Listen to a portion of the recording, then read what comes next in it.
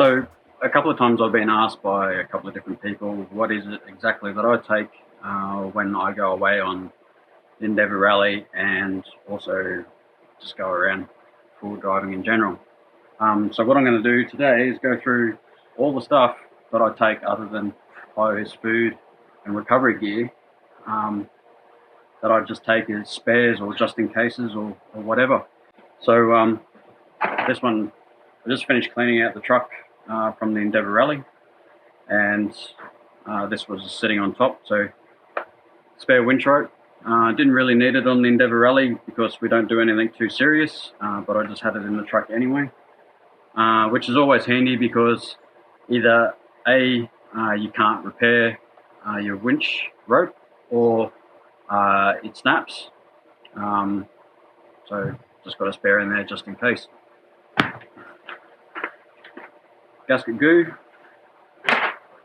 So obviously that comes in handy if you ever have to pull the rear diff out, or water pumps, sticking things back on like windows seals, window trims, things like that. Has a million and one different purposes. But speaking of the back, so I carry a spare axle, this one here. I've actually just changed this one, hence why it's a little bit dirty. So because I've done the rear brake upgrade or conversion on this from a drum to disc, I can actually keep a spare in the car because I don't have to worry about the backing plates being left and right. So it's pretty much just undo the 4 bolts, pull this one out, put the new one back in, and put it all back together again, and it's something easy I can do on the side of the road. However, if it was still the drum, I wouldn't be able to do that. I'd have to carry 2 different ones, and then obviously brake fluid and everything else that I need to do. So if you're unlucky enough to snap the end off where the splines are and that's still stuck in there in the diff center, obviously you're going to have to pull the diff center out. So that's when the gasket goo comes in line in handy. Also, when you're pulling out the rear diff, you're obviously going to have to drain the oil as well. So carry enough oil to be able to completely refill the diff. And obviously, because I've got a true track in the back of this, I can just carry the same oil for the front and rear diffs. The reason why I have these particular oil bags from Newlon, these easy squeeze packs, is if you've ever done a diff service or a gearbox or something, it's really hard to get a bottle like this stuck up in between the body of the car and the diff to fill up the oil. So these obviously they come with these little tubes which screw onto here, and you just squeeze the bag and fill the oil up. Makes things nice and easy, particularly on the front diff on the old Hilux.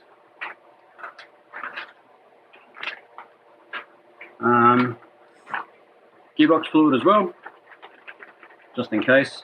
Not overly common, but and I've redone the rear seal on my gearbox for the transfer case.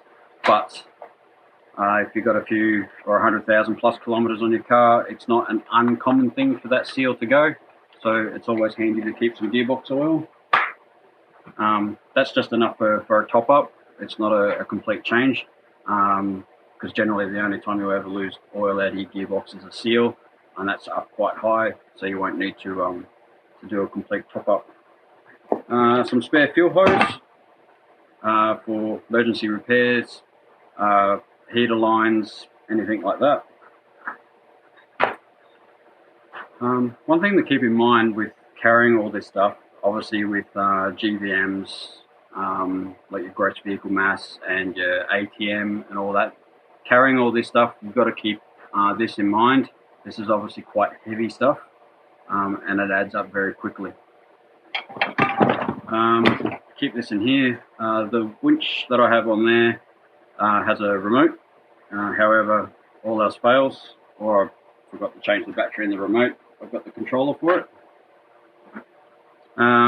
Just some brake clean.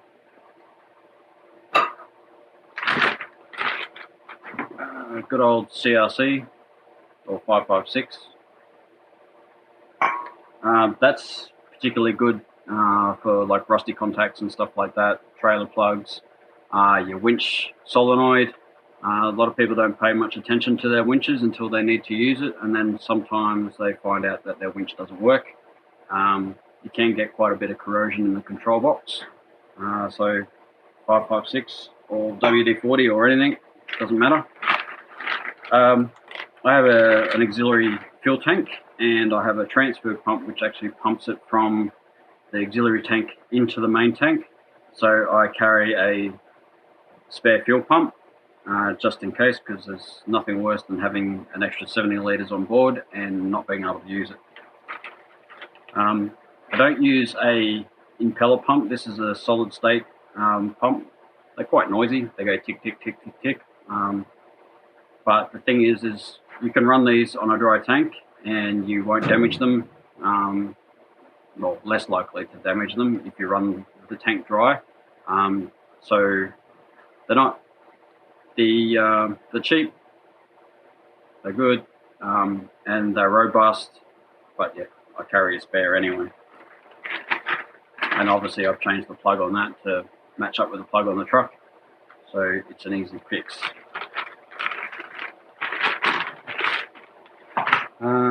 Brake fluid.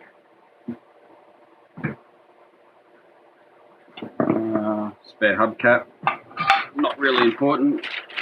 Tie rod ends. So the tie rod ends on this I got from, and also I've got ball joints in here somewhere. I've got from Road Safe. Some of the ball joints and stuff you can replace on the side of the road if you absolutely need to and you've got a big enough hammer. But tie rod ends is something that flogs out or wears or breaks or bends, like particularly if you're forward driving and you happen to run over a winch rope or a tow rope and it wraps around your wheel.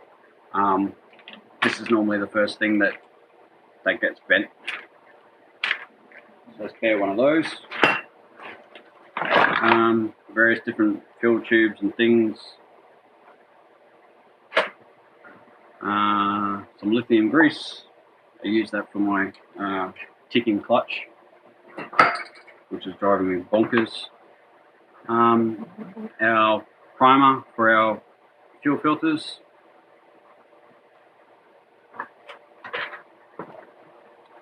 I carry my 1/2-inch rattle gun wherever it is at the moment in the car, and I carry two 9-amp-hour batteries. Those are the big ones for the Ryobi 1/2-inch rattle gun. The reason why I carry two, like one is more than enough, but you just never know if you're out in the middle of nowhere. Batteries do die, so I carry a spare, and then obviously I carry a charger which I can just plug into the inverter in the canopy and recharge the battery. All else fails, I have a breaker bar. Yeah, for when there is no excuse for not being lazy. In here I just have some various hose clamps, shims, pins for the calipers, the brake pad pins, spare like tie rod end bolts, nuts, wheel studs, hose clamps, just some general bits and pieces. The chances are you ever use any of this stuff is very slim, but in saying that, the time that you don't have it will be the time that you need it. I guarantee you could pack every spare known to mankind for your car. I guarantee you the time that it breaks, you won't have the spare that you need. I have a uni joint. Normally I have 2 of those in there, but I had to use one.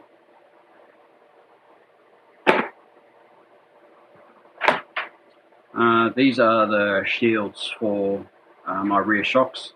Particularly after being on the Endeavour Rally, the whole underside of the car has absolutely been peppered by rocks and so on. So these are quite important to stop the shocks from failing and the shafts being damaged and tearing the seals apart inside the shocks. So I carry a spare one of these. which I actually need to replace because the driver's side one is on its last legs.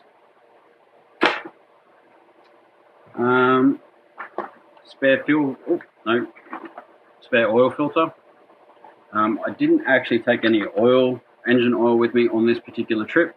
However, I do take engine oil with me normally, and enough to do a service.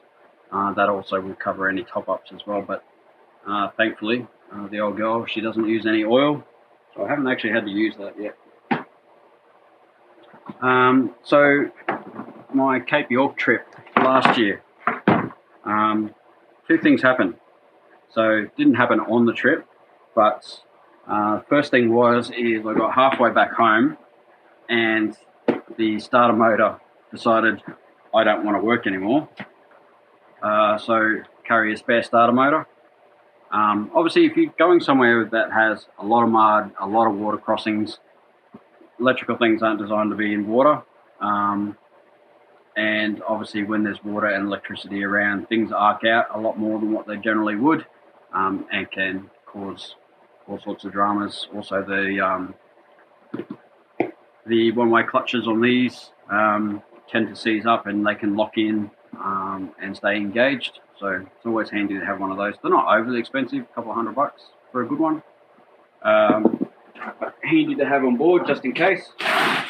And that goes for alternators as well. So I run a 130 amp alternator in this, which is fractionally bigger than the 85 amp one that comes standard on this one.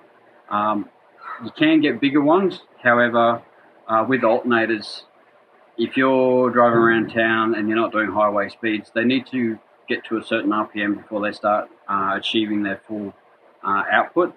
So going too big can be a drawback.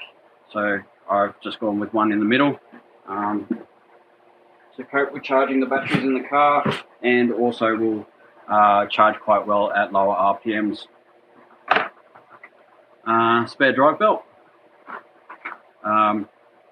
So pretty much everything runs off this: alternator, air conditioner, water pump.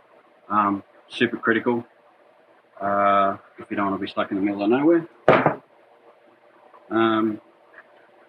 Some 100-mile-an-hour tape, really good for tying people up with, or if your passenger happens to be talking too much, good for shutting them up.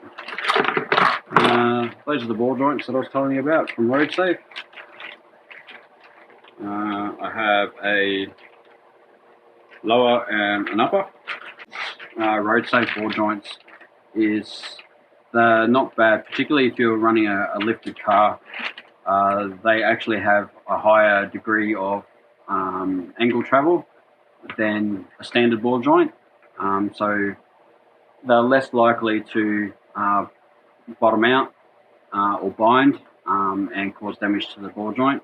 So these will get a lot more angle before they bind, so really good if you have a modified suspension, lifted or additional travel. I also carry so this is a fuel rail pressure sensor. So I carry a spare one of these. These are actually, this one's not too bad actually. Common rails do funny things in funny places, so I just carry a couple of spare sensors just in case. This one's the fuel pressure regulator valve, which goes on the other end of the rail. Tie rod ends.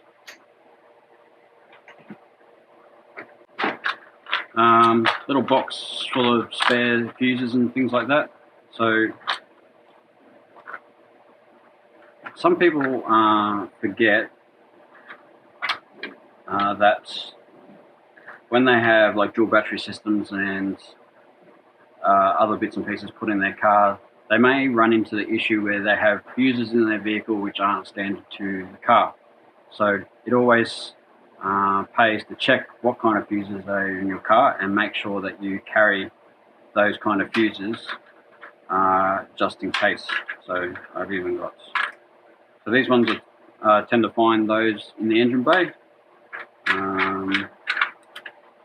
and then those microblade fuses, I tend to find those inside the vehicle as well. Never had to replace one yet, but I do keep a few on board just in case.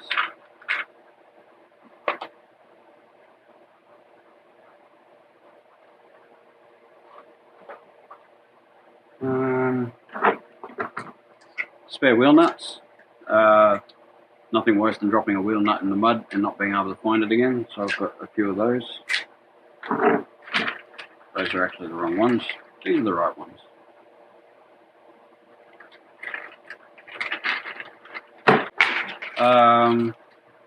Front diff outer seal. Something that you can do on the side of the track. And on that, braking front CV shafts. So I carry a spare one. This one's actually a fraction longer than the standard one, which is designed for lifted vehicles. So it's fractionally longer. And on that, I do carry a pry bar like this in the car, and I learned this on another trip because they can be really hard to get out of the car without something like that. There is a specific tool, but when you pull these out, there's this little circlip here that you need to compress to be able to pull that out, and it can be quite difficult to pull out.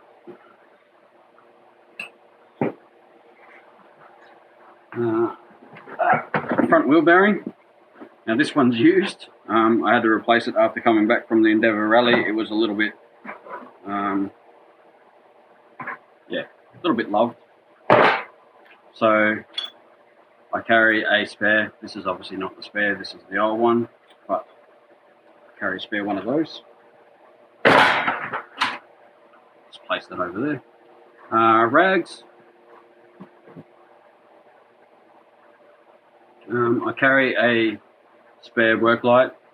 This one stays in here, it doesn't come out of here, and it always stays charged, because I don't know about you, I have kids and they love playing around with these things at night, and I guarantee you when you need to go use one, it's always flat. So I put this one in here, it's always charged, and it stays in here, so I know where it is all the time, and it's exactly where I need it when I need it.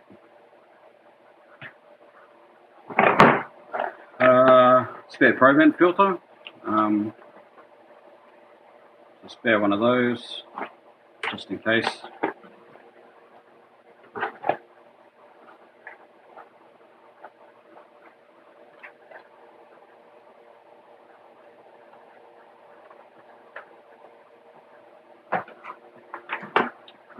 Spare PRELINE filter. So with pre-filters in particular, if they get, so the more blocked up they become with dirt, the less efficient they become at separating water.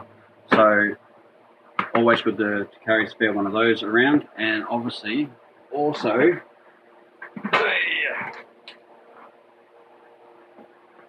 your main fuel filter as well. Just spare one of those.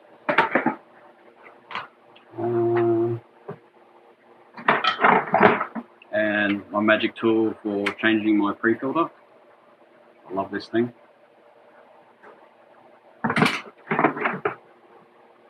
It always pays to have a look at the things that you can change on the side of the track, or on the side of the road. Things like the front wheel bearing on this as well. So you can buy just the bearings, but that is the bearing and hub assembly, which is really easy to change on the side of the road. You literally just undo the center nut.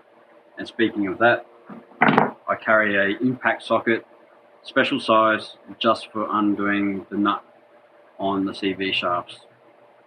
And it's a deep socket, so yeah, it pays to have a look at the things that you can change on the side of the road yourself with basic hand tools, and keep those spare parts, but also make sure that you have the tools that are required to be able to change those things. There's no point having all these spare parts and then not being able to have the tools required to be able to change these on the side of the road. Hence things like the my fuel filter tool, and also the pry bar as well for getting out the CV shafts. I carry an angle grinder, and some people may laugh at why do I carry an angle grinder. So on the Endeavour Rally back in 2019, silly me drove through a causeway just a fraction too quick. The suspension came up, the wheel grabbed the edge of the bull bar and actually bent the bull bar down. Now, it didn't stop us from the rally. It did a little bit of damage to the tyre, bent the bull bar. Other than that, it was all fine. However, I couldn't do the rest of the rally with the way that the bull bar was, and I didn't want to have zero protection on the front of the car, so I had to borrow a angle grinder off someone, and I cut the wings off the bull bar, put the centerpiece back on, which means I could keep the driving lights. I had some protection for the radiator, and had the force lead for the winch, so I could still use all those pieces. So ever since, I've always carried an angle grinder, just a battery operated one, a couple of cut-off discs and a few grinding discs. And funny enough, Ruben from DMW bent his shovel, he ran over it, fell off his car and he ran over it, and that was really handy for shortening his shovel, which actually fitted better on his car, and made light work of that. Some silicone grease. I carry a socket specifically for, this one's cut in mud, for taking the wheel nuts off my car, and a deep socket because my wheel nuts are so recessed in, so I carry a sprocket specifically for taking my wheel nuts off. Safety triangles. Now, I wouldn't normally carry these, however they are a requirement of the Endeavour Rally to carry, so I have those on board. I have my trusty multimeter. Now this is my good one that's out of my workshop toolbox, which doesn't normally live in there, but it pays to even have just a cheap one on board. Really good for fault finding, testing fuses, driving lights, fuel battery systems, things like that. Just common things that will eventually at some point stop working. That's a filter removal tool. So the filters from Man and Hummel that I use have a socket on the back of them, like that. Have a hex on the back of them, like that. That makes really easy work of getting my my oil filter on and off the car.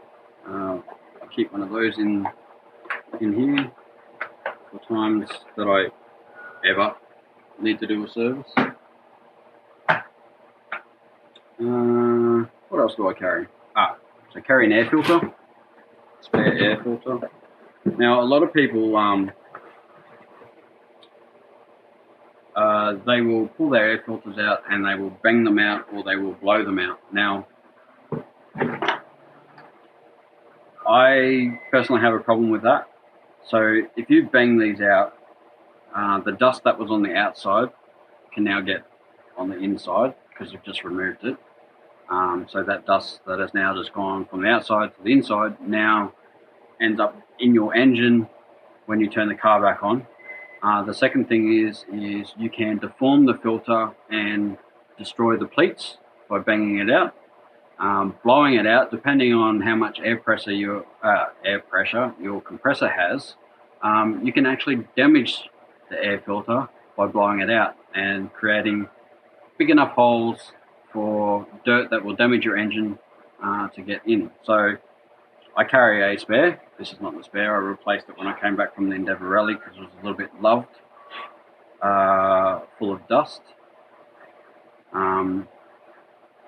So I carry a spare, and I either leave it alone and change it when I get home, or I just change it out with a brand new one and put a clean one back in. I don't bother banging them out. I don't bother blowing them out. I just replace it. Speaking of which, I need to buy a new one of those. So that's the air filter. The other thing is, and I love it, so driving around in super dusty environments, obviously a lot of people put their car on recirc.